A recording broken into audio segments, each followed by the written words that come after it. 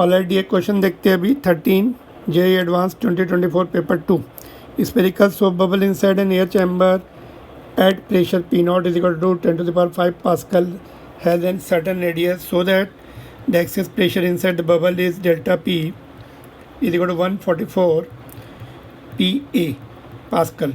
Now the chamber pressure is reduced to the 8 P naught by 27 so that the bubble radius and its excess pressure change. In this process, all the temperature remains unchanged.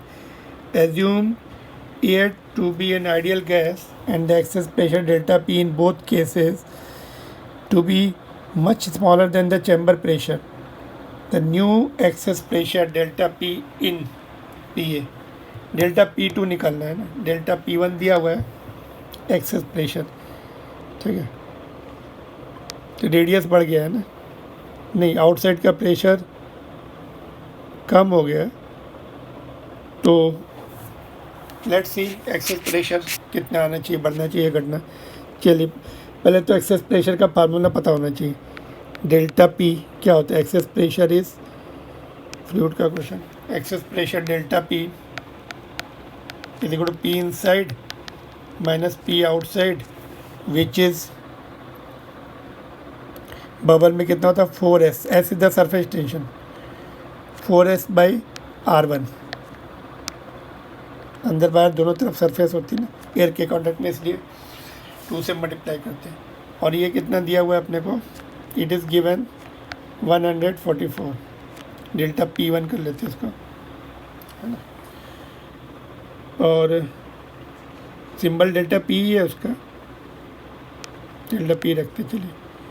Second case, अच्छा यहाँ से एक point और देखो, pressure inside कितना आएगा? Pressure inside will be, इसको P not को हम इधर भेज देते हैं, ये वाला टर्म देखो यहाँ से, इस केवल हम इसको डील कर रहे देखो, केवल इसको प्रेशर इनसाइड, तो P नॉट को इधर भेज दो, outside pressure plus excess pressure, ये हमें लगेगा आइसोथर्मल प्रोसेस में प्रेशर इनसाइड कितना है। ऐसे ही सेकंड केस में देखो, डेल्टा P2 जो कि हमें निकालना है, pressure inside minus pressure outside, outside pressure change हो गया, ये 2 कर लो सारे, ये 4S सरफेस टेंशन तो चेंज होगा नहीं, टेम्परेचर सेम है, अपॉन रेडियस चेंज हो जाएगी, बबल की रेडियस चेंज हो जाएगी, 4S अपॉन R2, ये हमें निकालना है। तो यहाँ से देखो इसका pressure inside in second case will be outside pressure in second case और एक्सेस प्रेशर जो कि हमें निकालना ही है, ठीक है। समझा, ये बहुत सारे टर्म्स हम यूज़ कर रहे हैं। एक्सेस प्रेशर इसका दिया हुआ है फर्स्ट केस में, जब रेडियस R1 है, जब रेडियस R2 है तो एक्सेस प्रेशर चाहिए, सिंपल इतना केस है। बट R2 निकालने के लिए ये सब हम कर रहे हैं इधर, तो R2 मिल जाए तो डिवाइड कर देंगे ये दोनों इक्वेशन को, हमें प्रेशर मिल जाएगा, एक्सेस प्रेशर, डेल्टा P2 मिल जाएगा। R2 कैसे निकाला जाए? आइसोथर्मल केसेस दिया हुआ है, आइसोथर्मल में क्या होता है? P1 V1 is equal to P2 V2। 1 जो है अंदर के प्रेशर है, अंदर आइडियल गैस है, देखो यहाँ पर एयर है, आइडियल एयर है, अंदर की जो एयर है दैट मैटर्स, उसके लिए हम आइसोथर्मल प्रोसेस की इक्वेशन यूज़ करके और इनसाइड प्रेशर लिखना है। इनसाइड प्रेशर देखो पहले में ये इतना है, दूसरे में इतना है, सेकंड केस में, तो 1 इज़ द इनसाइड प्रेशर, दोनों इनसाइड प्रेशर है, तो कितना होगा? P not plus delta P। Volume कितना हो जाएगा? फर्स्ट केस में 4/3 पाई R1 क्यू, सेकंड केस में P2 कितना है?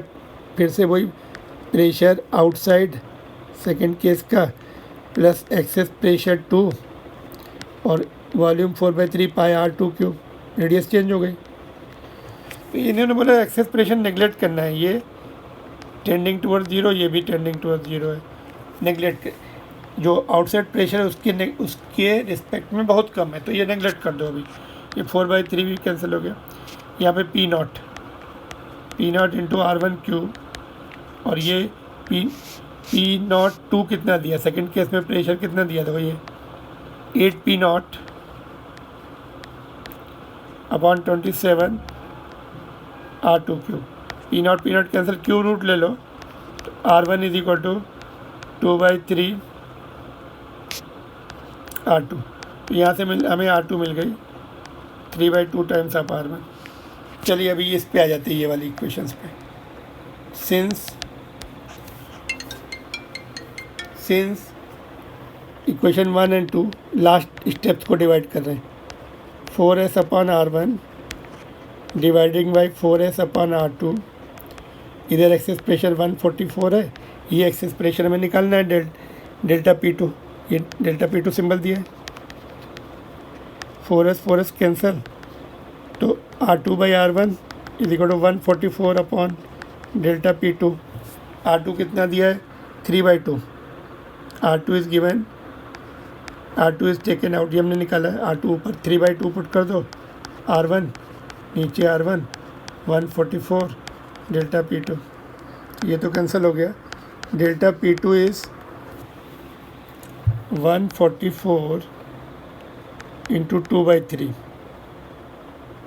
कितना आ रहा है, डिवाइड कर दो,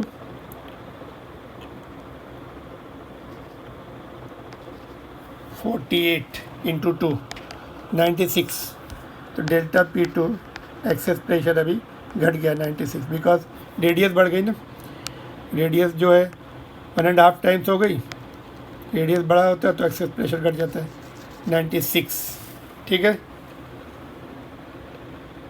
तो 96 इज द राइट ऑप्शन, नहीं फिल इन द ब्लैंक है। क्लियर?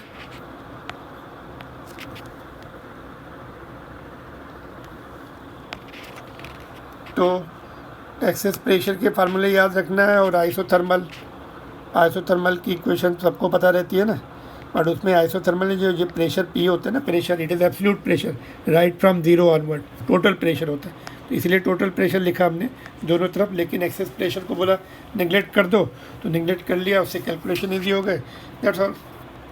अगर आपको पसंद आ रहे हैं videos, please hit the like button and subscribe the channel also. Thank you very much. Moving on to the next question now.